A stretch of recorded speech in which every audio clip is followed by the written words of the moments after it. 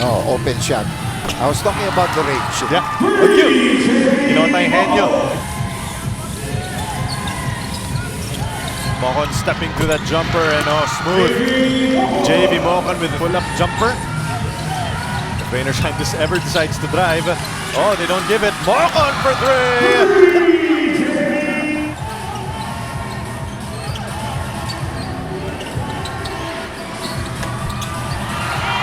JV, what an incredible performance we witnessed from you in your first semi-finals appearance here in the PBA as a rookie. Ano bang tumatakbo sa isip mo ngayon na ang laki ng role na ginampanan mo in clinching this first win of the series? Siguro pinupunan ko lang yung kulang sa game today. Kuya James was off today, so I had to step up talaga. Aside from his scoring naman, he created for the team, so malaking bagay pa rin siya sa amin. You guys started the fourth quarter with a very strong run na muntik nang nahabol ng Magnolia. So ano bang adjustments ang ginawa niyo to create that separation what mattered the most? We just had to stick to our defense talaga. Yun talaga yung core namin, kung bakit kami nandito, paano kami nakarating dito. And props to the veterans, they held us together talaga to bring the win today. Right, well said, JV. Mga gusto mong batiin at saka pasalamatan.